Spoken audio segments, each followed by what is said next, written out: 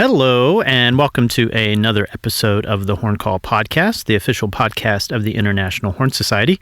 My name is James Bolden. I'm the publications editor for the International Horn Society and your host. We have a wonderful, wonderful guest today, Kristina Mascher-Turner, and the circumstances surrounding the recording of this episode are somewhat unique. We don't often have guests for the podcast face-to-face, but I had this interview with Kristina at the 57th International Horn Symposium back in June in Virginia at James Madison University in the United States.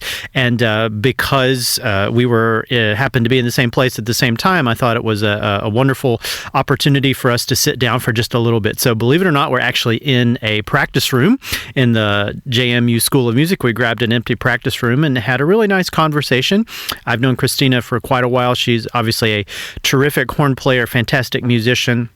Probably most well known for her work in the American Horn Quartet, of which she is still a member, and they're still out there doing amazing things to this day. They've released some new recordings and new videos online, so be sure to check those out. I'll put a link to the AHQ's website and their video on YouTube in the show notes. But beyond that, she has been extremely active in the International Horn Society as the vice president, among other things, serving on the Advisory Council, and has also had a fantastic career otherwise as a horn player, as a teacher. And we also talk about a recent development in her career, a new teaching position at the Conservatorium in Ghent, Belgium. So we cover a whole lot of different things, and this is a really fun episode. It was such a treat to get to sit down in the same place with somebody and just talk about all things horn related. So here is my interview with Kristina Mascher-Turner.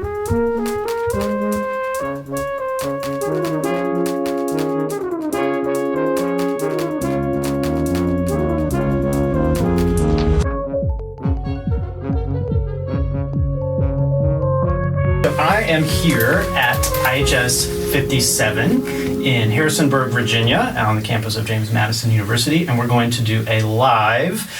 We don't do these all the time, but it is fun to do them in person. I'm here with the wonderful Kristina Mascher-Turner, who is here via Belgium? Yes. Okay. Yeah. So you flew in and came down from Washington, D.C. And tell us briefly, I guess, what you're here to do at the conference. I think that might be a good way to kind of get an introduction to things. Oh, actually, this year it's quite exciting for me because usually I'm a featured artist or on the advisory council, and I'm busy morning till night. And this year I'm planning on actually having time to go and hear my friends play and give lectures, playing a couple of things, playing with the new corno and the new corno jazz ensemble. And we're also here together with my husband Carrie exhibiting for our company Phoenix Music Publications. So yeah, I've known you for a long time. We share some training in our background, both studied with Douglas Hill at the University of Wisconsin-Madison, and we can certainly talk about that. But I'd like to start maybe a little bit earlier than that, and maybe you could talk about your early influences, musical or otherwise. You know, the decision to become a professional musician. I'm always interested in that because I work with, and you as well, I work with students who are kind of at that point in their lives where they're trying to figure out of all of these paths that might be available to them, which one are they going to try to go down? So I think it's an interesting conversation to have. Sure. Well, I grew up in a small town in Oregon called Albany. Actually, I didn't even grow up in the town of Albany. It was the countryside near there. And I had always been fascinated by music, even though I didn't come from a musical family. My parents were very supportive, but it was a learning curve for everyone. So when I had the opportunity in 5th grade to go to the evening orientation to choose a band instrument, I was just chomping at the bit, like, I want to play something. And so I sat next to a girl and asked her, so which one are you going to play? She said, well, I have to play the French horn because my sister plays it. And I said, which one's that? She said, that's the curly one. I said, oh, that's pretty. I'll do that one too. So that was my very noble and glorious beginning of playing the horn. She quit after a couple of months, and here I am many, many, many years later. And right away, I felt a kinship with the instrument. I loved the sounds you could make on it. And I started quite quickly to recognize those sounds on the movie soundtracks that I loved. So I started playing horn in 1980. This is the year that the Empire Strikes Back soundtrack came out. So I was given that album as a gift, and I wore that thing to death, and especially found all the great tracks that had all the horn so many licks good in it. solos, yeah. Absolutely. Loved it so much. So I continued to pursue music, and I was playing piano at the same time, taking piano lessons.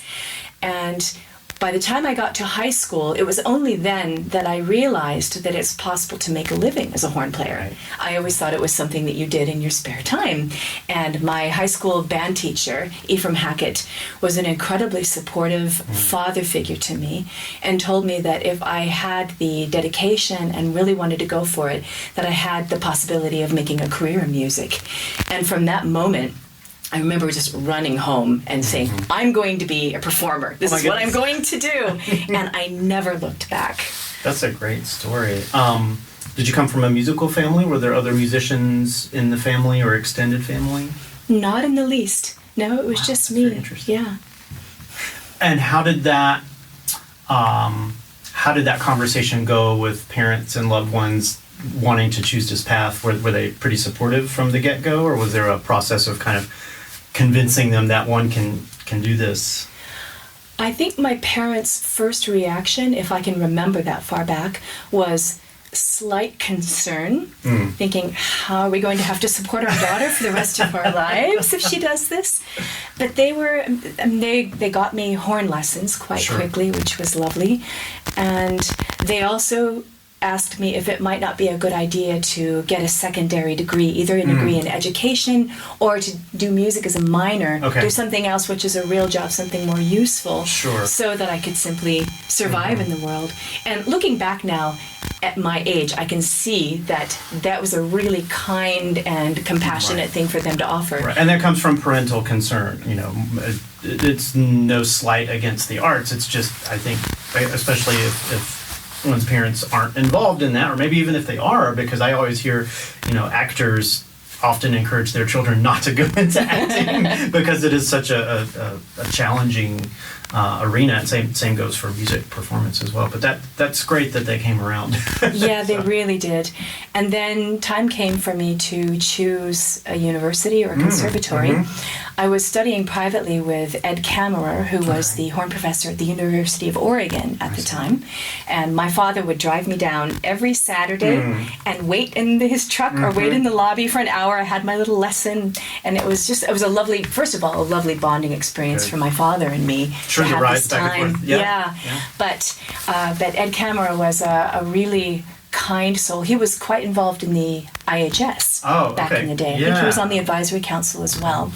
And I asked his advice where I should study, and he said, well, for you, knowing your personality type, because I was quite driven and already rather perfectionistic and hard on myself, so I didn't need someone to crack the whip. I needed someone to be kind to me and to give me a nurturing environment. He said I would recommend either Douglas Hill at the University of Wisconsin-Madison or Bill Scharnberg at what was then North Texas State. That's right. Okay. Yes.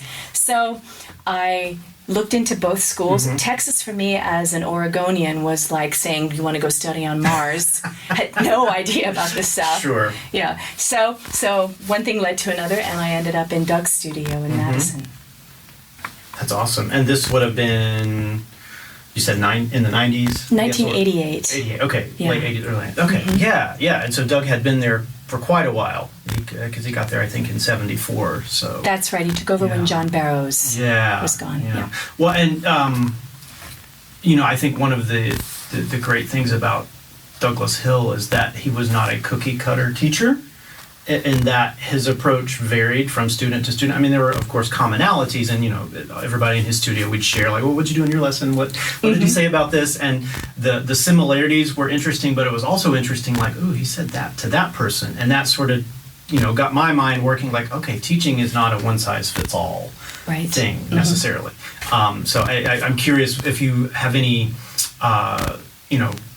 really sort of light bulb moments from your time studying with Doug, if there's any that really stand out to you? Oh, well, how long is this podcast? Right. So much. Maybe one or two that were particularly influential. When you studied there, did he still have the red folder? Did he have the packet? No, but I have heard the story about the red folder, yes. Okay, because I think this is absolutely brilliant. And actually, I have just done something similar with a future student I'm going to have next fall. So when I first got there, Doug had prepared a red University of Wisconsin-Madison folder. And in this folder were a series of etudes, exercises, scales, duets, concertos, whatnot. And he said, you can work through this in any order you like, but you need to do everything this semester. And that was quite clever and a bit subversive, because he could tell a lot about you by what you avoid. Right. So I went immediately and I dug out all the duets. Said, let's play duets. This is great. And so immediately I wanted to be a chamber musician. I wanted to collaborate. But the etudes and the scales, I thought, oh, this is kind of dull. So my opinion has done a 180 since then. Yeah. I mean, I love etudes, and I think you have to fall in love with fundamentals in order to sustain a long career. Right. But I thought that particular approach showed his willingness to understand the psychology of each individual student, and not only to allow them to pursue things in the way that made sense to their brains and their own musical passion. He preferred the drawing out of the student rather than the putting on the student. At least that was my sort of take on things. Absolutely. I mean, even the word education has the word educe. So you are bringing forth something from your student. And I think something that I've taken from his teaching is to see that a student a human being already has all the wisdom they need. You simply have to allow them to develop it and to make it their own, and they will take that path themselves. Right. So he always said that he wanted to become first of all, a primary resource for his students, and then just one of many resources till the point where he was no longer needed. So in other words, he was kind of an ideal horn dad in that regard, right? Yeah, I would definitely agree. And so after your time at the University of Wisconsin, what led you to that next step? And you went and studied in Europe, right? I did. Okay, so I'm interested in what led you to that decision, and how, what that transition was like going from the United States to studying in Europe. Ever since I was young, I always had the desire to go abroad. I remember there was a song that we sang in one of the junior high or high school choirs called Faraway Places. Faraway Places with strange sounding names calling me. And I wanted to go to all of these places. In 1991, I went to the Aspen Music Festival, and Doug was teaching there that year, just a one-year appointment filling in for someone. And at that year, I met a German viola player named Peter Mascher, which you may recognize as part of my last name. And Peter and I got together very, very quickly, and even though I had thought I wanted to go and study in France, because I had studied French in high school and in university, it ended up he's from Berlin, and so I started to direct my attention towards moving to Europe, to moving to Berlin, which is what I ended up doing in early 1994. Okay, and was this, what was the course of study, if you don't mind me asking? Was it a master's degree like we have in the United States, or? Yes, when I first started studying at the Hans Eisler, this was back in 1994, and it was shortly after the Berlin Wall fell. Right. So they had a very different understanding of education, a different training system, and it certainly wasn't as, nice and touchy-feely as what I'd been used to in the United States. Sure. It's very rigid. But the program I was studying was the second half of an orchestral studies program, which is a couple of years beyond a bachelor's, but not quite a master's. So I completed that, and then I did a 2-year soloist program, which is the performance equivalent of a master's, perhaps bleeding a bit into DMA, but without the thesis. I see. Okay. Or sometimes they have these things called artist diplomas in the United States. Yeah. Okay. So that's very interesting. And So you said it was a little bit more, you helped me find the right words. You said less touchy-feely, but so maybe more it was more structured? Regimented. Regimented. More regimented, for sure. And I got there, and my teacher didn't speak any English whatsoever, and I was just barely learning German. So I remember him telling me, standing in front of a mirror, and I'll say this in English, but he said it in German. He's like, so Kristina, so we're eating breakfast, yes? Do you chew like this? And he showed his jaw going in and out. He said, no, we chew like this. And he did the vertical motion. He said, and that's how we play the horn. So a lot of my lessons for the first 6 months were just baby talk. But it was really fascinating because it helped me to learn German very quickly because obviously you can't go on like this. Did he demonstrate in lessons, or was it mostly conversational and you play and he comment, or did the professor ever demonstrate things on the horn? He did somewhat. Okay. His name was Kurt Palm, was the teacher. He was there before Marie-Louise Neunecker came. Okay. And he was Kurt Sanderling's darling principal horn from the Berlin Symphony Orchestra back in the day. They used to take Bruckner 4 on tour just to feature him. Oh my goodness. And he was a very refined gentleman. Every once in a while he would play a bit, but it was very important to him that he went out at the top of his game. So when he retired, he kind of set that aside and then put himself in the role of the pedagogue. I have heard they have a mandatory retirement age in Germany, I think. At least that was, somebody told me that. I think Gustav S. told me that. Yes. Yeah. It's still the case. Yeah, and that's quite different than the United States. Well, it's interesting. And so were your lessons, you mentioned sort of working on the fundamentals, the physical things of horn playing, but did you mainly play excerpts since it was an orchestral class? Yeah, the first couple of years, lots and lots of excerpts, drilling excerpts, and not in the sense of, how do you feel about this music? It's like, no, this is how you're going to win an audition. You breathe here, you articulate like this, you take your hand out of the bell here, and then you just do it. And it's a system that works to a certain extent. Right. Yeah. It's a very focused, this is to win an audition in I would assume, a German orchestra, right? And now they're teaching you the German way to play these excerpts. Yeah. And indeed, during my studies, I had a few student positions. They had something called a Substitutenstelle, which doesn't exist anymore, like an internship with the Staatsoper. Oh, wow. And Daniel Barenboim was the chief conductor at the time. So I got to play 2 years, and I learned a lot about what conductors do when they give a beat. In Europe, the hand goes down, you wait, and then you come in. Yeah. You learn that lesson once. Yeah, you don't want to be early. So how did you adapt to that, coming from the American, where the ictus is, the downbeat is the initiation of the note, usually, unless they are a European conductor in the United States? Oh, I learned through trial and error. Just sheer embarrassment a couple of times. I'm like, okay, I won't do that again.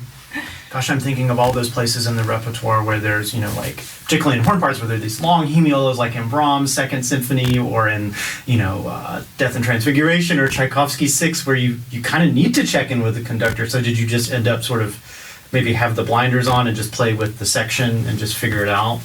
I think I was able to synthesize the information I was seeing and what I was hearing. I spent a lot of time with one eye on the concertmaster. And if it was a chord together, I would not play until I saw that bow move. Right, because that gives you a visual. That's when the sound is going to start. It was when the bow hits the string. So gradually I learned to feel my way into the European way of things. And so now when I work with an American conductor who is a little surprised by how late it takes everybody to come in, I can at least understand where they're coming from. But it was a really wonderful educational experience. And I think with anyone who moves to a different culture, there are so many positive experiences that you have, but also it can be quite a lonely experience, because if you uproot yourself and you find yourself in a culture where you don't have any of the pop culture references in common, you don't have childhood experiences in common, sometimes it can be kind of tough. And I always think about that when I see newly transplanted expats come over and struggle with exactly the same sorts of things. Right.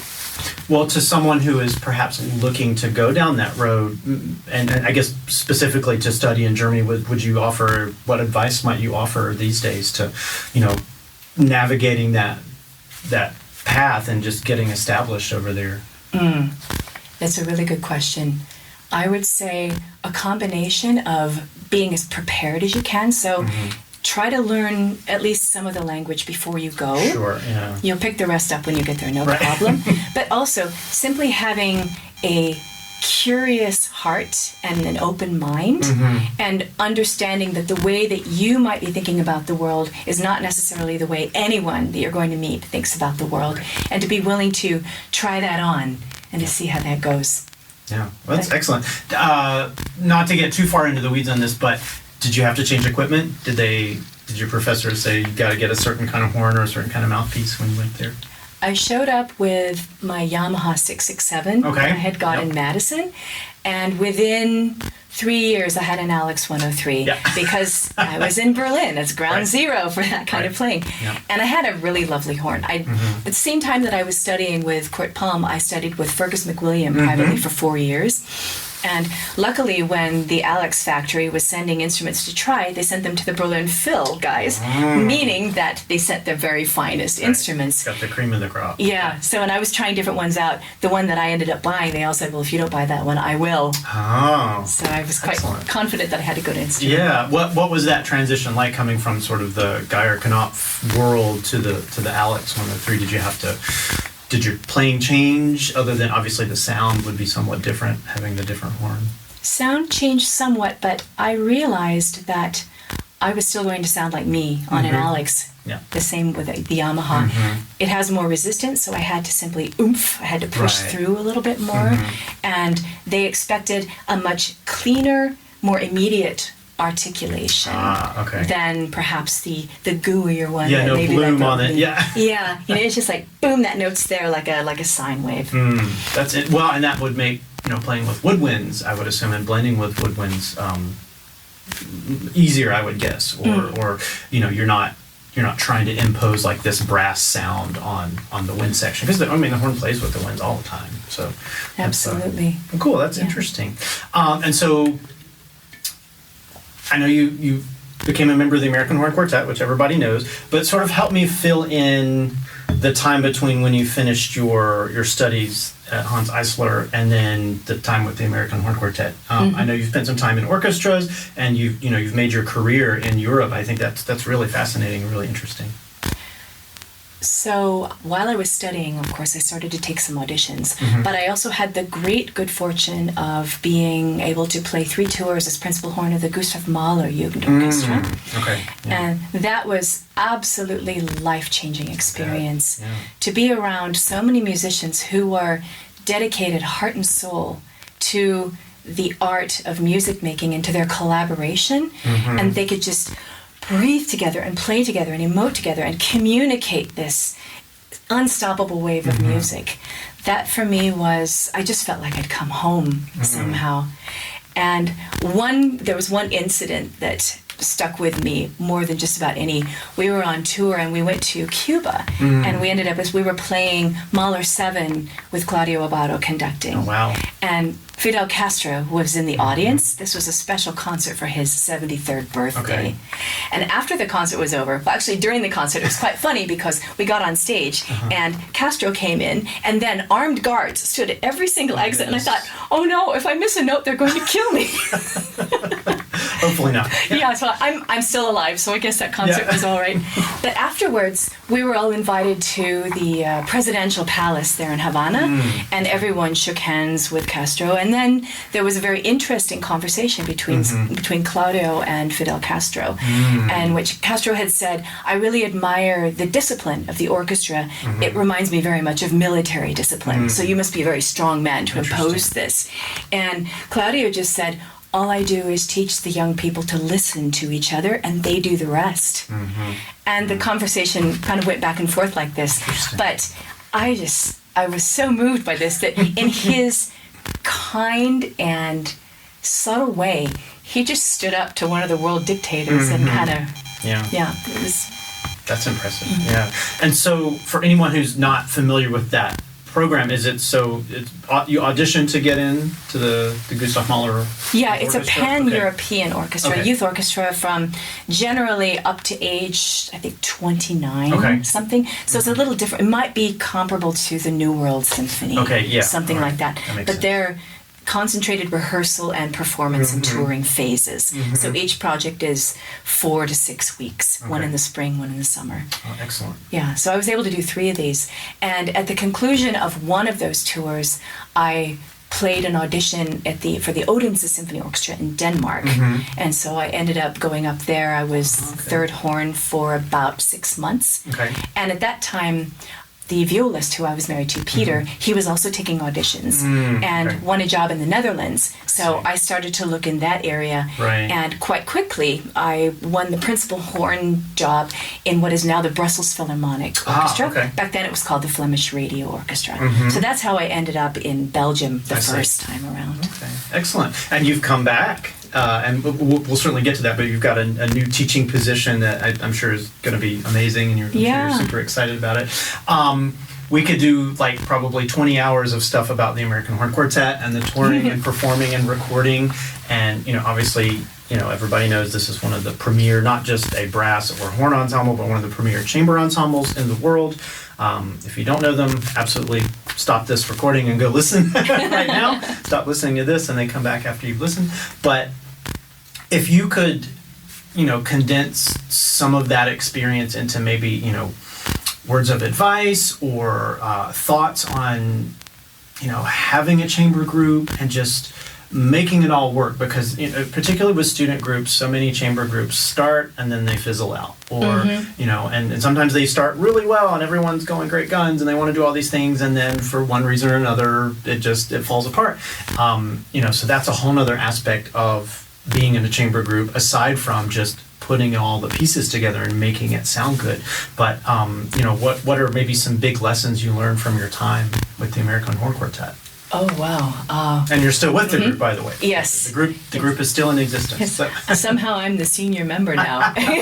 Well, maybe just share with us what's the current formation of the group here in June 2025. Absolutely. Well, we have our low horn specialist, Denise Tryon, who most of the podcast listeners will probably know, teaching at Indiana University now. Todd Bowermaster from the St. Louis Symphony is playing with us, has been for a couple of years. And our newest member is Jay Faree, who is principal in the Baltimore Symphony. He's just recently come from the St. Paul Chamber Orchestra. Yeah. I have heard his name. He is not as familiar to me as the other members, but I'm sure he's fantastic as well. He really is. He has a lot of enthusiasm, and also something that he brings to the group is that he's a composer-arranger. And of course, my husband, Kerry Turner, has written countless works for our ensemble, both original works and done these fantastic arrangements, and that has formed the core of our repertoire over the decades. So I'm excited that we have somebody in the group who can carry on that tradition. Yeah, absolutely. Looking forward to the opportunity to play some of his stuff too. Well, I out of curiosity, when a new member joins the quartet, is there an adjustment period, or I hate to use the word breaking in process. I don't mean that in the negative sense of the word, but in the sense of them becoming accustomed to the rest of the group, and then the rest of the group becoming accustomed to them musically, personality-wise, all of those things. And I'm interested in how that works, because you've seen lots of people come into the group and become part of this amazing ensemble. Well, let me speak to my own experience when I joined the group. Sure. So I had already been kind of the fifth wheel for a few years. Whenever they would play the KASK of Tetuan with five horns, I would join in with that. So, and I knew Jeff Winter and David Johnson and Charlie Putnam very, very well. And so the four of them, together with Kerry, had played together as a unit since 1989, when Charlie first joined the group. So fast forward to, I think it was 2008, I'm not sure if it was 2008, 2009, they had a huge European tour planned. And at the last minute, like a week before the tour, David Johnson burst an eardrum on a flight. No. It was terrible. So he had to, of course, cancel all of his engagements. And at the time, I was playing on a one-year contract with the Luxembourg Philharmonic. So I scrambled, I bought subs, I learned the book as quickly as I could, went on this tour. And of course, for me, it was an incredible experience. So. It pushed me to my absolute limits, and I had more fun than I had ever had playing chamber music in my life. I just felt completely at home. That's the way it's supposed to be. Yeah, it was super, super exciting. The tour was all over France. And not long after that, David decided to retire from the group. And so within a period of months of deciding should the group continue, how we want to do this, I ended up joining the group as an official regular member. So that was, 16 years ago or something like that. That's amazing. Yeah, and I still see you all are touring and recording and still doing all of the things. So anyone that's not had the chance to hear the AHQ, definitely avail yourself of that opportunity as soon as you can. So one thing that was quite interesting, when I first got into the group, they were playing repertoire that they'd been playing a certain way with a routine for years and years and years. And so I pop in there and I say, oh, why don't we change this? What if this? And everyone, I would just get scared. Like, this is not how we play this. We do it this way. So it was quite fun because then luckily I had all these magical fingerings that David had left in his parts. And his parts suited me quite well because they were lyrical, they needed fast fingers, and they didn't have to go up to the high E. Leave that to Carrie and Jeff. Those were the specialists. So it worked out quite well. But gradually, I was able to wear them down and get a few of my ideas in. Yeah. And then we had some new repertoire, of course, that we added to the group in those next years, and we worked that out together. Yeah. But at first there was a little bit of a my way or the highway mentality, for sure. Well, I can imagine. So with a group that had been playing together for so long, and then there's a new person with new ideas and all of that. But obviously, they made the right choice, and the rest is history, as they say. So. Yeah. So we stopped officially in 2015 and had our, I'm doing air quotes for those of you who can't see. I was at that concert in Los Angeles. Final concert in Los Angeles. And then after that, we had a hiatus of about 3 years. Okay. Then we were at the IHS in Muncie for other reasons, and a festival in China called us up and asked if the American Horn Quartet could come and play 5 short concerts in this big, huge 1,000-person horn festival. And we said, well, actually, we don't exist anymore. And they said, well, if we offer you this, will you exist for this time? And we crunched the numbers and said, yes, we exist for this week. But Charlie was unable to join us because he was on vacation with his family. Right. So we asked Denise if she could jump in and play this with us. The 4 of us had such a great time. We decided to reform and spent about 2.5 years building back up and playing a lot of concerts. Yeah. We had a ton of tours scheduled during 2020 and 2021. Of course. Yeah, of course. ... Yeah. So how did you, that ground has been tread and retread, obviously. How did people cope with the pandemic? But did you all make any attempts to do rehearsals or things just to kind of keep things going during the pandemic? Or did everyone kind of, go their own way for a little while? Yeah, it was really soul-sucking for everybody. I bet, yeah. I talked to some of my friends who are extreme introverts, and they had the best year of their lives. It's like, I don't have to talk to anybody. I don't have to go anywhere. I don't have to get out of my yoga pants. I just go like this. But for people who were dependent on their sense of identity and well-being to play together with others, it was just painful. And I count myself definitely in this category. I missed it so much. Luckily, I had Carrie there, and I was bothering him every day. Play duets with me! Write new duets! Do this. So we ended up doing some recordings that way. And in 2021, for I think it was the Northeast Horn Symposium. Right, that's when we did this little podcast. We did a live stream, but of course Denise was unable to travel to be with us, so Frank Lloyd played. I remember that, place. I'm probably still online somewhere. Yeah. I would assume so. It was at West Virginia University was the host. So that's right. Yeah, the podcast is definitely still out there, but I would imagine those live streams are sitting on a server somewhere, those performances. Yeah, so we were able to do that, and of course, like everybody, we did these little Brady Bunch style collaborations where you send your recording in, and then a few weeks later someone has a headache of trying to synchronize it all. Yeah. So we did that, but once we were able to meet again, we had a lovely U.S. tour in 2022, but Jeff Winter was unable to join us, and so we asked Todd Bowermaster to fill in. So Todd filled in for 2 tours. Okay. And gradually, when Carrie decided to leave the group, we asked Todd to join us full time because it was a wonderful musical and personal fit. I've not heard the group in this current configuration, but I'm really excited to. Do you have any forthcoming recordings or anything you're excited to share? Yeah, we just recorded last month in St. Louis. Okay. It's not a full LP, but we've done the Bach fugue based on the theme of Legrenzi, which we recorded. We also did a video with that, so we have a music video coming out. And the Bruckner Andante, which is just absolutely lovely. And you probably know our West Side Story suite, Walter Perkins, the same person who arranged that for us, Walter. He made an arrangement of folk songs from Ireland called Songs of Ire. So we have a 4-movement work, and it's really fun, and it's got his typical intricate counterpoint harmonies and lovely soaring melodies. So we've got that coming out quite soon. Yeah, I can't wait to hear that. Yeah, we just got the final masters a couple of days ago, actually, so it's brand new. It'll go on all the streaming services. Yeah, that's awesome.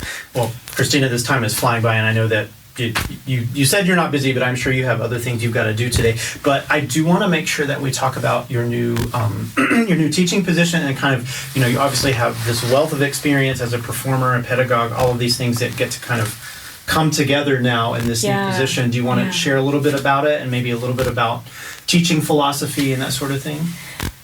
I would be delighted to. Thank you. Yeah, I have been giving master classes and working with students, particularly university age, mostly on tour with the Virtuoso Horn Duo, with Carrie, and with the American Horn Quartet. But I've never held an academic post before, so it's kind of a new adventure. Well, congratulations, by the way. Thank you. So those of you who were at the symposium in 2019 in Ghent will be familiar with how beautiful the city is and how state-of-the-art the facilities are. It's just a lovely place. The horn studio there in recent years had dwindled for various reasons, and so they were looking for someone who would be willing to build it up again, basically. Okay. So my job is quite clear. They said, come bring us students. And for me, my job is quite clear that I am very excited to share my own experience in various areas of my own performing life with orchestra, with chamber music, with solo, but also I would like to take an approach which takes into account the entire person. I've been involved with the Japanese healing art of Reiki for many years. That's a topic for maybe for another conversation, but also bringing in elements of energy healing together with meditation, and the concept also, which I'm very fond of neuroplasticity, about the way that you can completely retrain your brain and your synapses to behave in a certain way because you are intentionally practicing, because you are bringing your heart into your intellect. These two things I think have to both be part of your path. So as a teacher, it's hard to say what my philosophy is, other than I think that it's important to take the individual human being into account, like we talked about earlier with Doug, that everyone is going to have a different reason for being present that day, but everyone's reason is valid, and so they all need to be respected for that. Some people may want to, or be unaware of certain deficits in their own technique, and so it's important for a teacher to make sure that those fundamentals are covered and that they know the basic repertoire, but that they also foster a habit of curiosity and are willing to seek out new repertoire. So those are quite important things.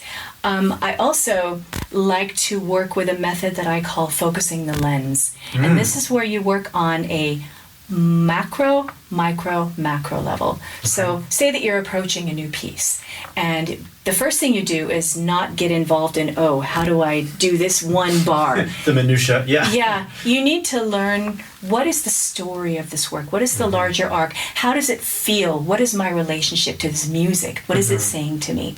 And so you get to know the music on this larger arc level, and then it's as if you are looking at a wall, and the wall is made up of many, many bricks. So you start to examine the different elements of the piece, and if you see that there's one particular thing that's not working for you, maybe it's one measure, or you notice that you're always sharp on a particular note, or you're having trouble with this one technical element, you take that brick out of the wall, and you find creative solutions to solve this problem. So there are many, we could talk for a long time about different ways to practice. Well, don't give away all your secrets. Yeah, exactly. Come study with me, I'll tell you all my secrets. But there, of course, it's important to look at it from various points of view. And then once you have mastered or smoothed out that particular thing, you put that back into the wall and you go through and you find all those different elements. I love that analogy. Yeah. So that's very important. But the final step, I feel, is the most important. Quite often, we lose the forest for the trees.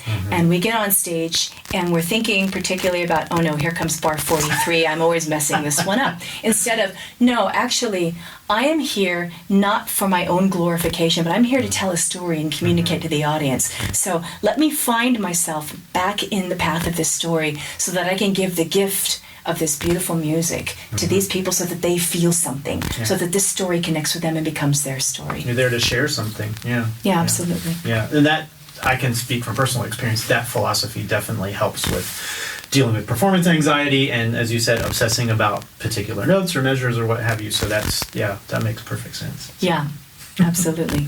Well, and I do want to point out, I love the videos that you've been putting on Facebook with little exercises and things like that. So if you haven't checked that out, be sure to check out Kristina's. Can you just go to your Facebook page, right? And then there's these videos. I hope that you do more of those because they're awesome. I will. Well, thank you for the encouragement. Well, professionals are often so busy being professionals that it's super enlightening and super interesting to be like, oh, well, that's how Kristina practices lip trills, or this is a good warm-up that you use backstage. And, they said Tuckwell wrote his books like in green rooms, because he was so busy going from concert to concert to concert, and he would just jot things down. So I think this position in Ghent is going to be amazing because you'll have the ability to put these things together, if not in a book, then in videos and things like that, so that we can all kind of benefit from. Absolutely. I'm really looking forward to that. And Ghent has something which most European schools do not, which is they offer a master's degree completely in English. Okay. And so I think that's quite ideal for someone who wants to come over, have the experience of living in another country. Sure. It's there's a 3-year bachelor's and a 2-year master's. Okay. The bachelor's, if you show up and you don't speak Dutch, it's not a terrible thing, but you will eventually end up picking it up, and you can take classes there, all kinds of opportunities to learn the language there.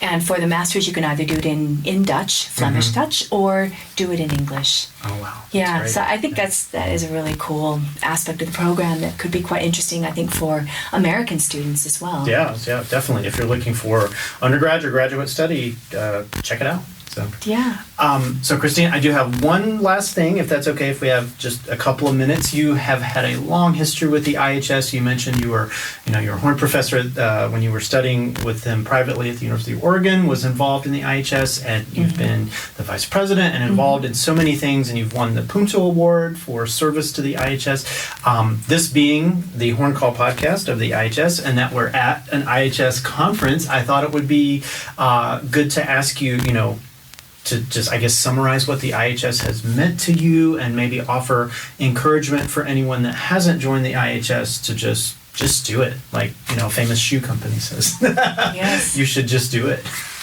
Absolutely. Well, I can tell you from personal experience that you will find your people here at the IHS.